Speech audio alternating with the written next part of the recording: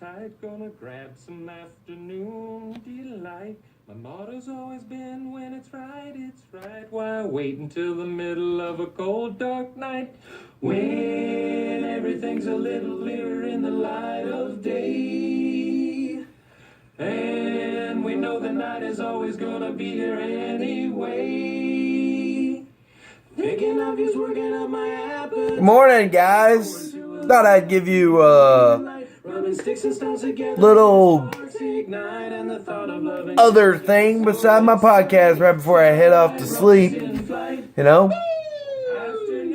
So I wanted to go at you. I know that Chris is going to be doing some whatever he does. I mean, not whatever he does. I know what he does, but he's going to be coming at you guys with his 11-week analysis, and he's, whatever, gonna talk shit and say who,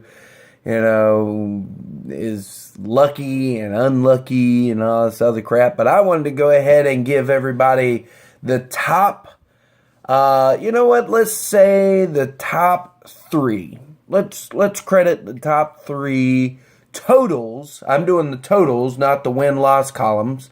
That's Chris's thing. He likes to do that. For those of you that don't know, what Chris puts at the top of his thing every week is where he ranks in the totals from runs to saves plus holds.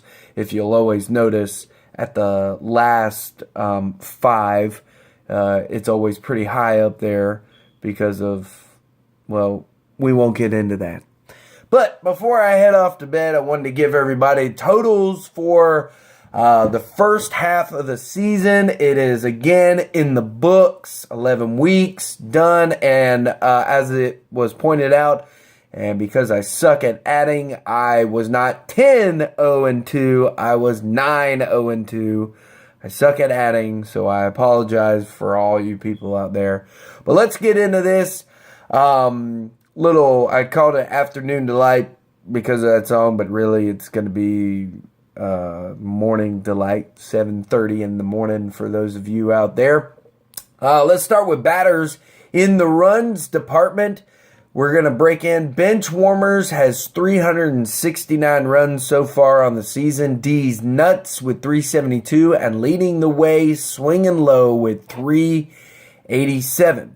In the home runs department, D's Nuts with 105. Matty Strong with 110. Had that big week, so he's holding on to that second spot. And There's No Crying in Baseball with 115. RBIs breaking down, D's Nuts 356. Swinging Low in second place with 363. And There's No Crying in Baseball at 380. Stolen bases, number 3 is Rally Monkeys with 50, Benchwarmers with 52, and Auto DraftKings with 59. I'm going to go ahead and say that Benchwarmers, after picking up Altuve, that number is probably going to change, and I would imagine they would be jumping up top. And on the average, Rally Monkeys with 279, Swinging Low with 292, and I did not know this, I have a 293 batting average. So D's Nuts, and that's your totals for the batters of the top 3 for the first 11 weeks. Now we jump into pitchers totals, and we will start with strikeouts. Number 3, Auto DraftKings with 730 Ks. Number 2, Swinging Low with 754. And D's Nuts with 799 strikeouts. ERA, we already know who's going to be in the number 1 spot because he makes sure he tells us. But number 3, D's Nuts, 346. Benchwarmers with 3.39 in the ERA, and with a whopping 2.25 ERA, Rally Monkeys. Must be nice to have relief pitchers just come in and get pitch a third of an inning and get no earned runs 9 times in a week, and just, whatever.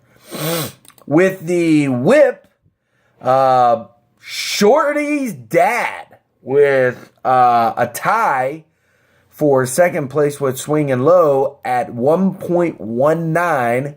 And, of course, leading the way in the whip, Rally Monkeys with 0.94. Quality starts, Auto DraftKings has 68. D's Nuts has 73. And Shorty's dad has 81.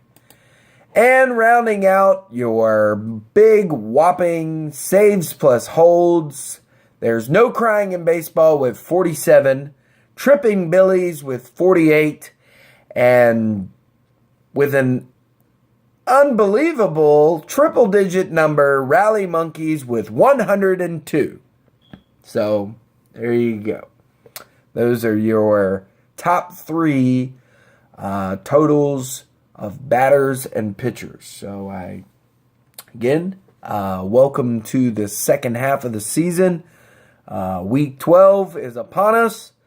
And hope your rosters are all set and ready to go, because this is where it happens right now. So just in case for a few of you newcomers out there, Nicole, Chris, and a reminder to everyone else, there may potentially be tiebreakers in this close-knit of a season. Tiebreakers may come into play as we start getting closer to playoffs. Probably not something we really need to actually get into too much, but tiebreakers come down to a few different scenarios, and the last, I believe, 2 or 3 seasons, we have had tiebreakers issues. And how tiebreakers come into play is regular season matchups, which is why I always say that it does matter each regular season week how you favor at the end of the week. So, again, if you lost 2 weeks to one team and that team ends up being your a reason to get in a 6th place, and you lost to them in the regular season, but you feel like your team should probably be the team to get in, and you both are tied at the end of the season, the tiebreaker goes down to then where you, if you won or lost. And if you lost, then, well, that team's going to get in over you.